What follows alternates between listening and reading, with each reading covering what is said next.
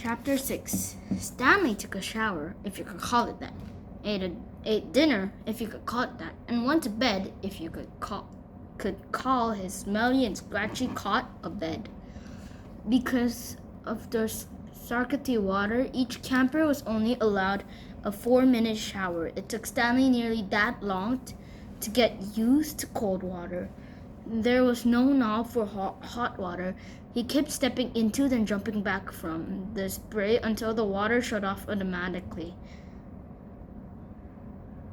He never managed to use his bar of soap, which was just as well because aged to use his bar of soap, which was just as well because he wouldn't have time to rinse off the suds.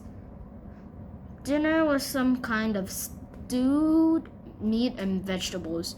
The meat was brown and the vegetables had once been green. Everything tasted pretty much the same. He ate it all and used a slice of white bread to mop up the juice. Stanley had never been to leave food on his plate, no matter how it tasted. "How'd you do?" one of the campers asked him. At first, Stanley didn't know what he meant. "They sent you here for a reason." "Oh," he realized. "I stole a pair of sneakers." The other boys thought that was funny. Stanley wasn't sure why. Maybe because the crimes were a lot worse than stealing shoes from a store. Or were they on someone's feet? Asked Squid. Neither. They belonged to Child Livingston. Nobody believed him. "Sweet feet," said X-Ray. "Yeah, right." "No way," said Squid. No, now, as Stanley lay on his cot, he thought it was kind of funny in a way. Nobody had believed him when he said he was innocent. Now, when he told them, nobody believed him either. Sighed. Sweet Feet Livingston was a famous baseball player. He led the American League in stolen bases all over the last 3 years. He was also the only player in history to hit 4 triples in one game. Stanley had a poster of him hanging on the wall of his bedroom. He used to have the poster anyway. He didn't know where it was now. It had been taken by the police and was used for evidence of his guilt in the courtroom. Child Livingston also came to the court. In spite of everything, when Stanley found out that Sweet Feet was going to be there, he was actually excited about the prospect of meeting his hero. Child Livingston testified that they were his sneakers and that he had donated them to help raise money for the homeless shelter. He said he couldn't imagine what kind of horrible person will steal them from homeless children.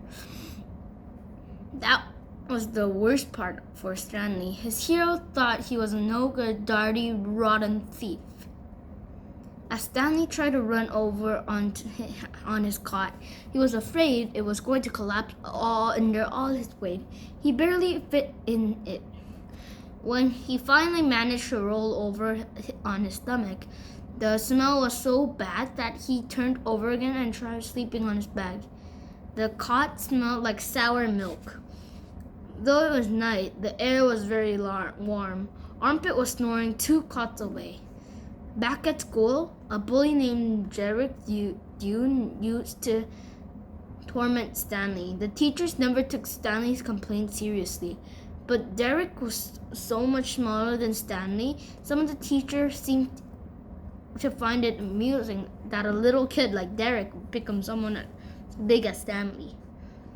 On the day Stanley was arrested, Derek had been taking Stanley's notebook and after a long game of come and get it, finally dropped it in the toilet in the boys' restroom. By the time Stanley had retrieved it, he missed his bus and had to walk home. It was while he was walking home, carrying his wet notebook, with Prospect having to copy the ruined pages, The sneakers fell from the sky. I was walking home and the sneakers fell from the sky, he had told the judge. One hit me on the head. It had hurt too. They hadn't exactly fallen from the sky. He had just walked out from under a freeway overpass and the shoe hit him in the head. Stanley took it as some kind of sign. His father had been trying to figure out how to recycle old sneakers, and suddenly a pair of sneakers fell on top of him, seemingly out of nowhere, like a gift from God. Naturally, he had no way of knowing they belonged to Lyle Livingston. In fact, the shoes were anything but sweat. Whoever had worn them had a big case of foot odor. Stanley couldn't help but think there was something special about the shoes, that they would somehow provide a key to his father's invention. It was too much of a coincidence to be a mere accident. Stanley had felt like he was holding Destiny's shoes. He ran. Thinking back now, he wasn't sure why he ran. Maybe he was in a hurry to bring the shoes to his father, or maybe he was trying to run away from his miserable and humiliating day at school. A patrol car pulled alongside him. A policeman asked him why he was running. Then he took the shoes and made a call in on his radio.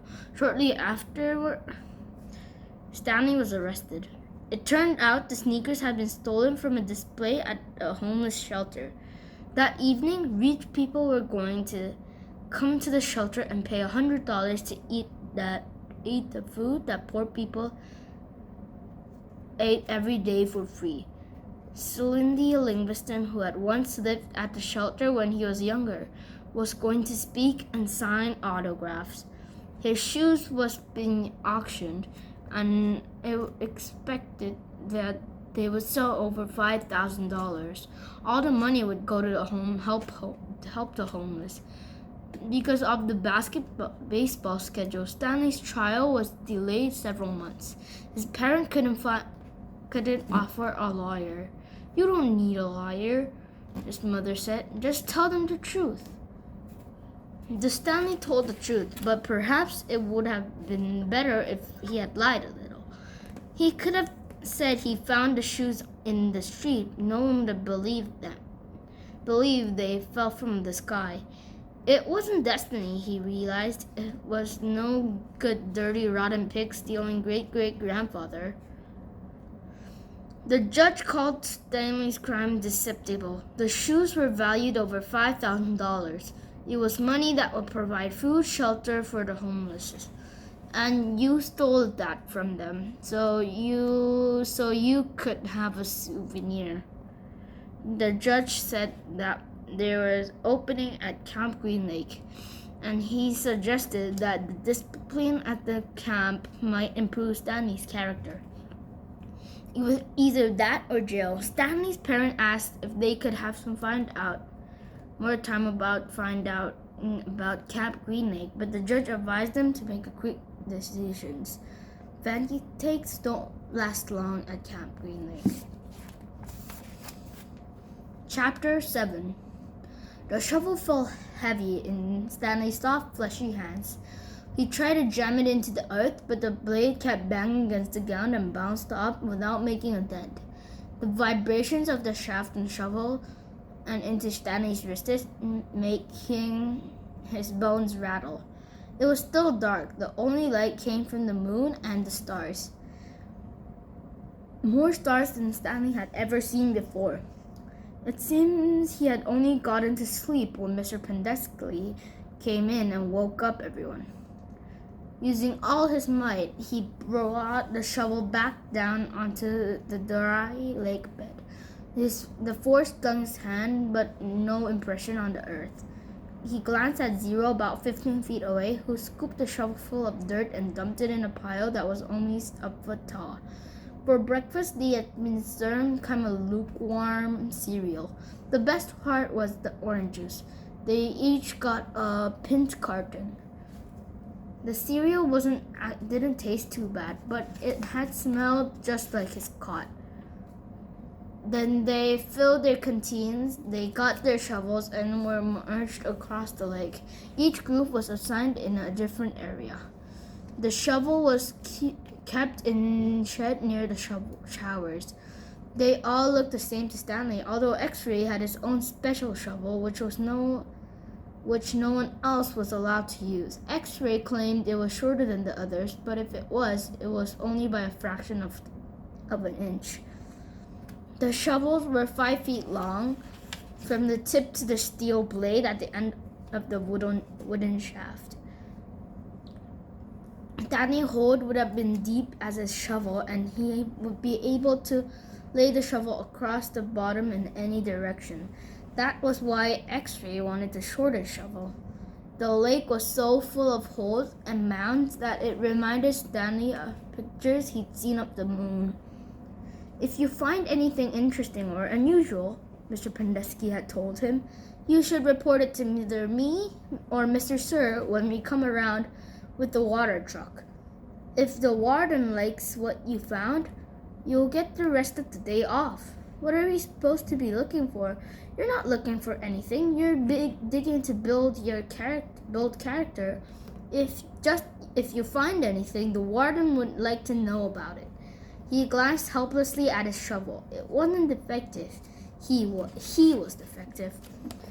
He noticed a thin crack in the ground. He placed the point of his shovel on top of it, then jumped back on the blade with both feet. The shovel sank a few inches into the packed earth. He smiled. For once, it paid to be overweight. He leaned on the shaft and pried the first shovel dirt and dumped it on the side. "Only 10 million more to go," he thought. Then he placed the shovel back into the crack and jumped on it again. Unearthed several shovelfuls of his dirt in this manner would be forceful. It occurred to him that he was dumping his dirt within the perimeter of the hole. He laid the shovel flat on the ground and marked the edges of the hole. That would be 5 feet was awfully wide. He moved the dirt he had already dug up to pass his mark. He took a drink from his canteen.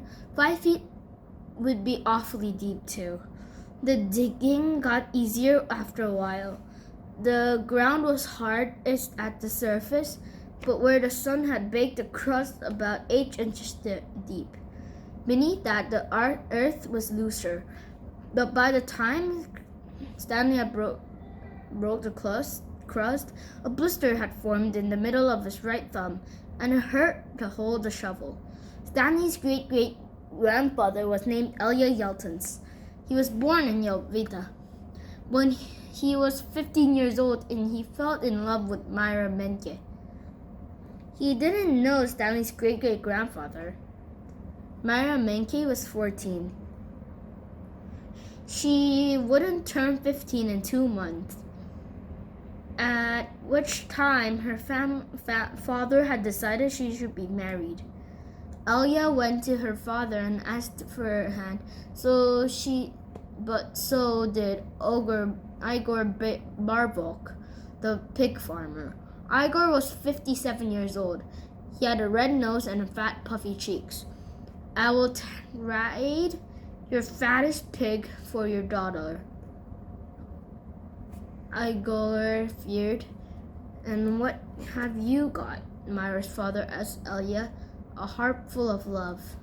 "I'd rather have a fat pig," said Myra's father.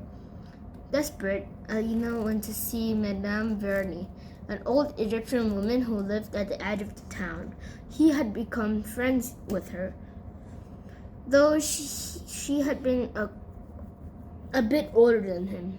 She was even older than Igor Barbok. The other boys of his village liked to mud wrestle. Elia preferred visiting Madame Veroni and listening to her many stories. Madame Veroni had a dark skin and a very wide mouth. When she looked at you, her eyes seemed to expand, and you felt like she was looking right through you. "Elia, what's wrong?" she asked. He even told her he was upset. She was sitting in a homemade wheelchair. She had no left foot. Her legs had stopped at her ankle. I'm in love with Myra Menke, Elia confessed, but Igor Barvok had offered to trade his fattest pig for her. I can't compete with that. Good, said Madame Veroni. You're too young to get married, but you've got your whole life ahead of you. But I love Myra. Myra's head is empty as a flower pot, but she's beautiful. So is a flower pot. She can push a plow. Can she milk a goat? No, she is too delicate. Can she have intelligence in an intelligent conversation? No, she is silly and foolish. Will she take care of you when you are sick? No, if spoiled, and will only want you to take care of her. So she's beautiful. So what? Putty. Madame Veroni spat on the dirt. She told Enya to go to America. Like my son. That's where your future lies. Not with Myra Menke. But Elia would hurt none of that. He was 15 and he could see Myra's shallow beauty. Madame Veroni hated to see Elia so forlorn. Against her better judgment, she agreed to help him. It just so happens my soul gave birth to a little piglet yesterday, she said. There's one runt whom she won't suckle. You may have him. He would die anyway.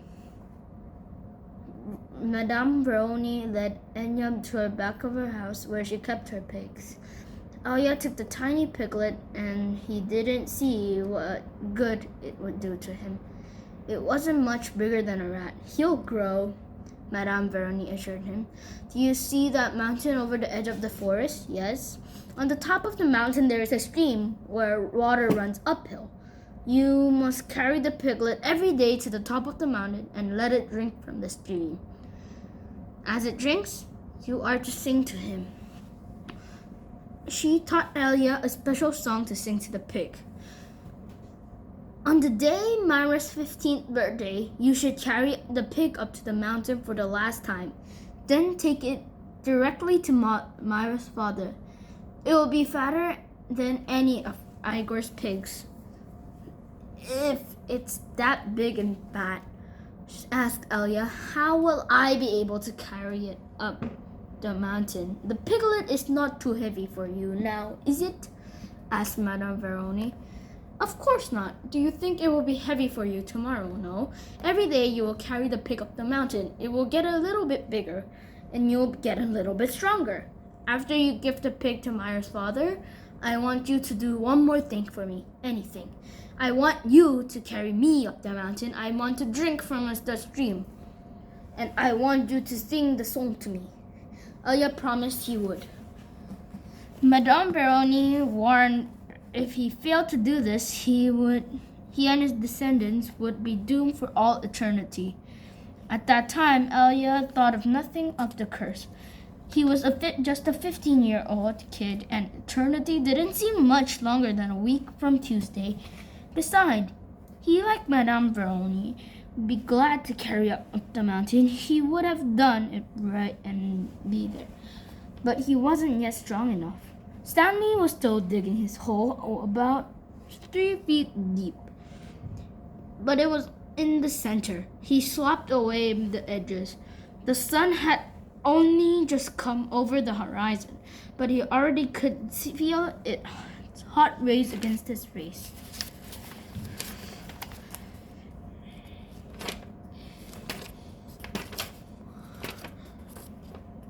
As he reached down to pick up his canteen, he felt a sudden rush of dizziness and put his hand on his knees to steady himself. For a moment he was afraid he would throw up, but the moment passed. He drank the last drop of water from his canteen. He had blisters on every one of his fingers and one in the center of each palm.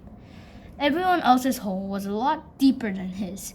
He couldn't actually see their holes, but could tell the size by the dirt of their piles. By their dirt piles. He saw a cloud of dust moving towards the wasteland and noticed other boys had stopped digging and were watching it too. The dirt cloud moved closer, and he could see that it was trailed by a red pickup truck. The truck stopped near where they were digging, and the boys lined up behind it. X-Ray was in front, and Zero was at the rear. Stanley got in line behind Zero. Mr. Sir filled each of their canteens from a tank of water in the bed of the pickup. As he took Stanley's canteen from him, "This isn't the Girl Scouts, is it?" Stanley raised and lowered one shoulder. Mr. Sir followed Stanley back to his hole to see how he was digging. "You better get with it," he said, "or else you're going to be digging in the hottest part of the day." He popped some sunflower seeds into his mouth, definitely removed the shells with his teeth, and spatted them into Stanley's hole. Every day, Elia carried the little piglet up the mountain and sang to it as it drank from the stream. As the pig grew fatter, Elia grew stronger. One day, Myra's 15th birthday, Elia's pig weighed over 50 stones.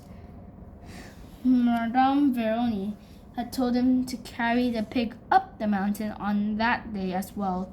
But Elia didn't want to present himself to Myra smelling like a pig. Instead, he took a bath. It was his second bath in less than a week. Then he led the pig to Myra. Arvgog Barkov was there with his pig as well. These are the finest pigs I've ever seen," Myra's father had declared. He was also impressed with Elia, who seemed to have grown bigger and stronger in the last 2 months. "I've used to think you were a good-for-nothing book reader," he said, "but I see you can be an excellent mud wrestler."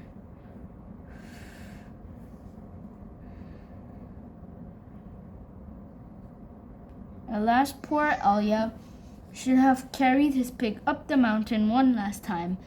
The two pigs weighed exactly the same. Stanley's blisters have ripped open. Then new blisters formed. He kept changing his grip on the shovel to try and avoid the pain. Finally, he removed his cap and held it between the shaft of the shovel and on his raw hands. This helped, but digging was harder because the cap would slip and slide. The sun beat down on his unprotected head and neck. Although he tried to convince himself otherwise, he'd been aware for a while that his pile of dirt were too close to his hole. The piles outside his foot circle, but he could see he was going to run out of room. Still, he pretended otherwise. He kept adding more dirt to the piles that he would eventually have to move. The problem was when the dirt was in the ground, it was compacted. It expanded when it was excavated. The piles were a lot larger than his hole was deep. It was either now or later. Reluctantly, he climbed up out of his hole and once again dug his shovel into his previously dug dirt. Myra's father had got down on his hands and knees and closely examined each pig, tail to snout. "These two are two of the finest pigs I have ever seen," he said at last. "Who am I to decide? I only have one daughter." "Why not let Myra decide?" said Elia. "That's preposterous," expelling saliva as they spoke. "Myra is just an empty-headed girl," said her father. "How can she probably decide when I, her father, can't?" She knows how she feels in heart. Myra's father rubbed his chin. And then he laughed and said, "Why not?" He slapped Elia on the back. "Doesn't matter to me. A pig is a pig." He summoned his daughter. Elia blushed when Myra entered the room. "Good afternoon, Myra," he said. She looked to him. "You're Elia, right?" she asked. "Myra," said her father. "Elia and Igor had each offered a pig for your hand in marriage." "Doesn't matter to me. A pig is a pig. So I'll let you make the choice. Whom do you wish to marry?" Myra looked confused. "Do you want me to decide?" "That's right, my blossom," said her father. "Gee, I don't know," said her father. "They both weigh the same," said her father. "Golly," said Myra, "I choose Elia. No, Igor. No, Elia. No, Igor. Oh, I know. I'll think of a number between 1 and 10. I'll marry who gets to the closest number."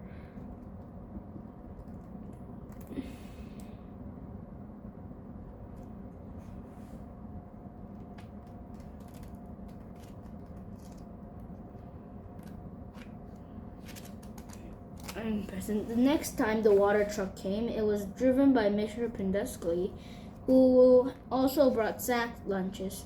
Stanley had brought his back against his pile of dirt and ate. He had a bologna and sandwich and potato chips, and a large chocolate chip. "How you doing?" said Magnet. "Not really good." "Well, the first hole is the hardest," Magnet said. Stanley took a long, deep breath. He couldn't afford to dawdle. He was behind the others, and the sun kept getting hotter.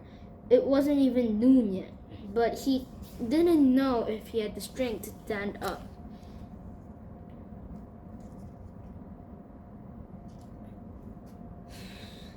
He thought about quitting. He wondered what they would do to him. What could they do to him? His clothes were soaked with sweat. In school, he had learned that sweating was good for you. It was nature's way of keeping you cool. So why was he so hot? Using his shovel for support, he managed to get to his feet. "Where are we supposed to go to the bathroom?" he asked Magnet. Magnet gestured with his arm and expanded around them. "Pick a hole, any hole," he said. Stanley staggered across the lake, almost falling over a dirt pile. "Behind him here," Magnet said, "but make sure nothing's living in it." After leaving Myra's house, Elia wandered aimlessly through the town until he found himself down by a raft. He sat on the edge of a pier and stared down into the cold black water. He could not understand how Myra had trouble deciding between him and Igor. He thought she loved him. Even if she didn't love him, couldn't she see what a foul person Igor was? It was like Madame Veroni said. Her head was as empty as a flower pot.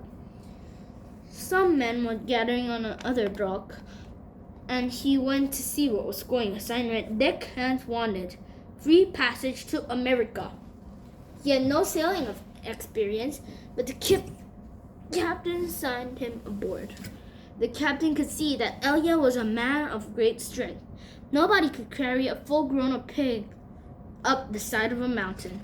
It wasn't until the ship had cleared harbor and was heading across the Atlantic Ocean when suddenly realized his promise to carry Madame Veroni up the mountain. He felt terrible. He wasn't afraid of the curse.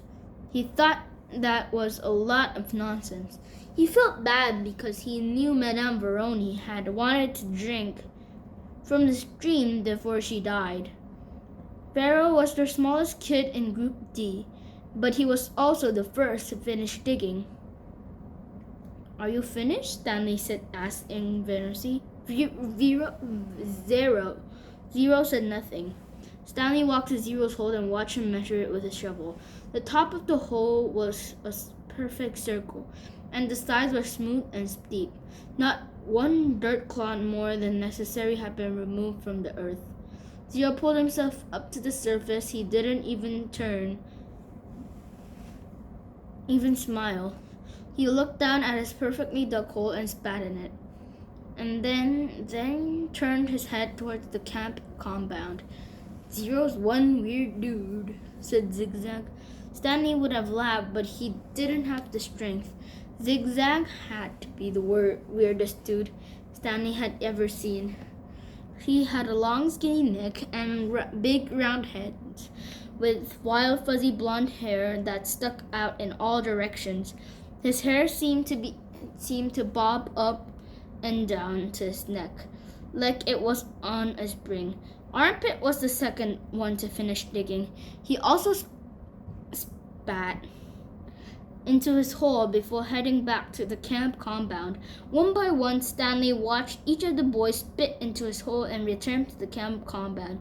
Stanley kept digging. His hole was almost up to his shoulders,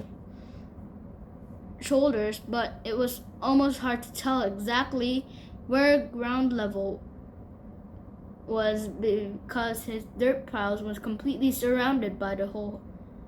The deeper he got, the harder it was to raise the dirt out of the hole. Once again, he realized he was going to have to move the piles. His cap was stained with blood from his hand. He felt like he was digging his own grave. In America, Elliot learned to speak English. He fell in love with a woman named Sarah Miller. She could push a plow, milk a goat, and most importantly, think for herself. She and Elliot often stayed up half the night talking and laughing together. Their life wasn't easy. Elliot worked hard, but bad luck seemed to follow him everywhere. He always seemed to be in the wrong place at the wrong time. He remembered Madame Zeroni telling him that she had a son in America. Elliot was forever looking for him. He walked up to complete strangers and asked if they knew someone named Zeroni. And no one ever heard of a name named Zeroni. No one did. Elliot was sure that he'd to do it if he ever found Madame Zeroni's son anyway. Carried him up a mountain and sing a pig lullaby to him. After his barn was struck by lightning for the third time, he told Sarah of his broken promise to Madame Zeroni. I was worse than a pig thief, he said. You should leave me and find someone else who isn't cursed. I'm not leaving you, said Sarah, but I want you to do one thing for me, anything. Sarah said, sing me the pig lullaby. He sang it for her. Her eyes sparkled. That's so pretty. What does it mean? Elliot tried her best to translate in Laviton in English. Year later, their child was born named Sarah. Sarah named him Stanley because she noticed that Stanley was Yelton spelled backwards. Sarah changed the words of the pig lullaby so that they rhymed, and every night he would sing it to Stanley. If only the woodpecker sighs, the bark on the tree was as soft as the skies, while the wolf waits below, hungry and lonely, crying to the moon, if only, if only. Stanley's hole was as deep as his shovel, but not quite wide enough to the bottom. He grimaced as he sliced a chunk of the dirt and raised it and flung it into his pile. He laid his shovel back down on the bottom of his hole, and to his surprise, it fit. He rotated it, only had a chip of chunks of dirt here and there before he could lie flat across his hole in every direction. He heard a water truck approaching and felt a strange sense of pride at being able to show Mr. Sir and Mr. Pendeski that he had dug his first hole. But he put his hand into the rim and tried to pull himself up, but he couldn't do it. His arm was too heavy to lift his body. He used his legs to help, but he didn't have enough strength. He was trapped in his hole. It was almost funny, but he wasn't in the mood to laugh. He heard Mr. Pendeski call. Using a shovel, he did 2 holes in the wall. He climbed out to see Mr. Pendeski. "I was afraid you fainted," Mr. Pendeski said. "You wouldn't have been the first." "I'm finished," Stanley said, putting his blood-spotted cap back on his head. "All right," said Mr. Pendeski, raising his hand for a high five, but Stanley ignored it. He didn't have the strength. Mr. Pendeski lowered the hand and looked down at Stanley's hole. "Well done. You want to ride back?" Stanley shook his head. "I'll walk." Mr. Pendeski climbed into the truck without filling Stanley's canteen. Stanley waited for him to drive away, and then he took another look at his hole. He knew it was nothing to be proud of, but he felt proud of nothless. He sucked last a bit by saliva and spat. Chapter 8. Bye.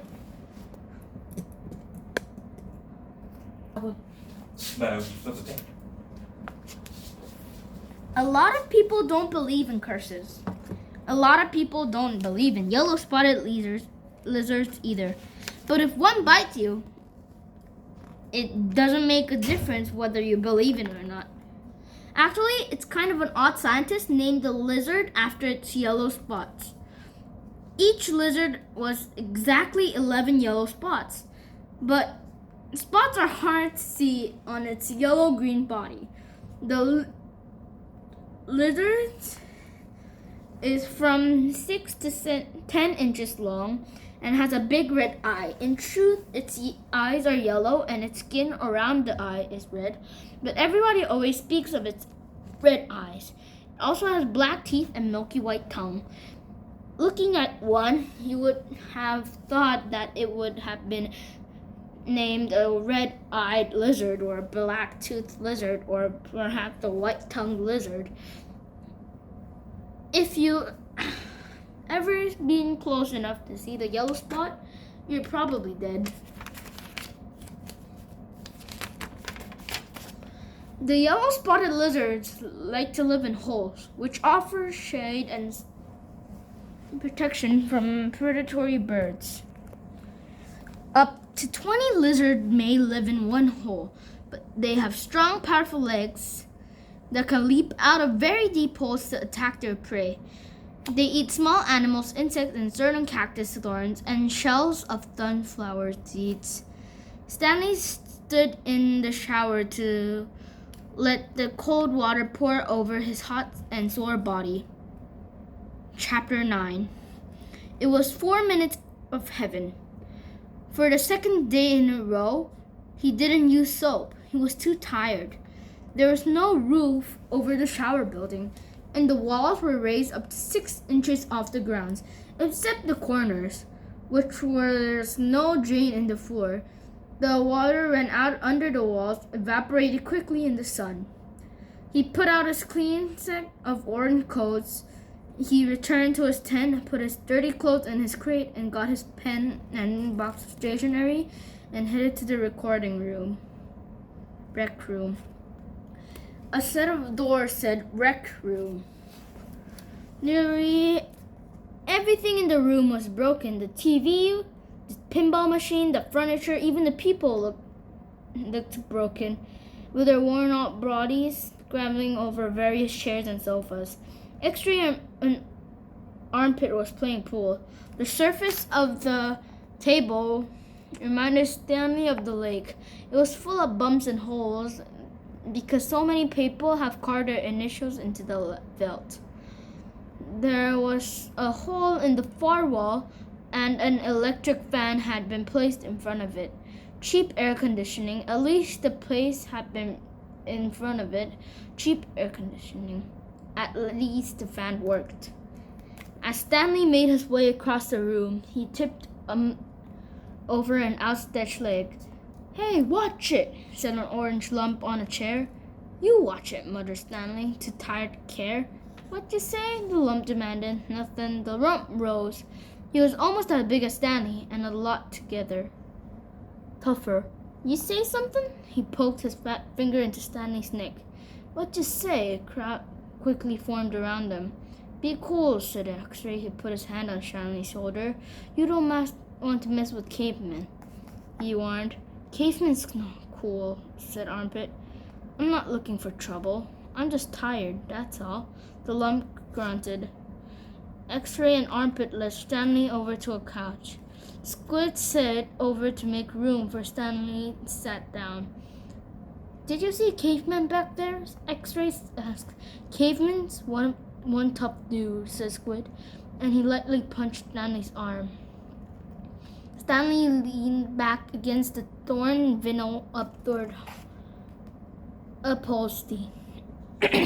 Despite his shower, his body still radiated heat. I wasn't trying to start anything, he said. The last thing he wanted to do after killing himself all day on the lake was get in a fight with a boy called Caveman.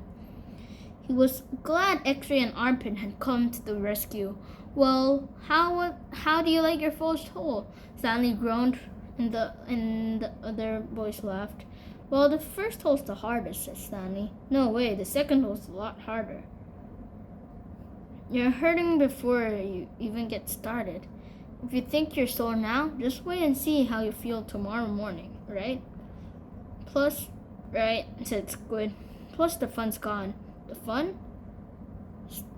Asked Stanley. Don't lie to me. I bet you always wanted to dig a big hole, right? Am I right? Stanley had never really thought about it before, but he better knew until X-Ray he wasn't right. Every kid in the world wants to dig a big great hole, said X-Ray. To China, right? Right, said Stanley. See what I mean? Said X-Ray. That's why I'm saying, but now the fun's gone. And you still gotta do it again and again and again. Camp fun and games, said Stanley. What's in the box? Stanley had forgotten he brought it. A paper. I was going to write a letter to my mother.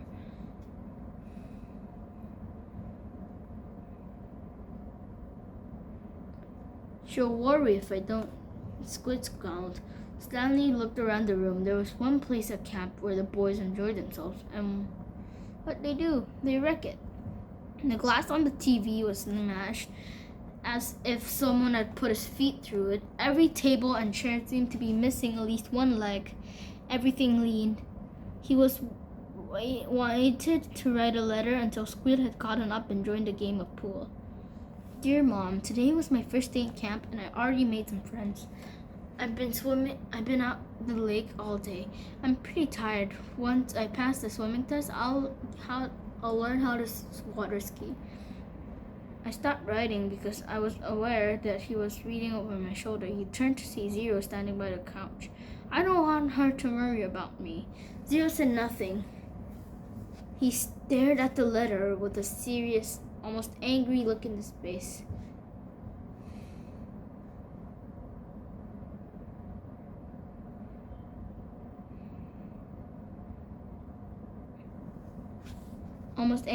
Look on his face.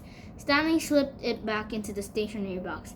Does your shoes have red X's on the back? Zero asked him. If Stanley for a moment,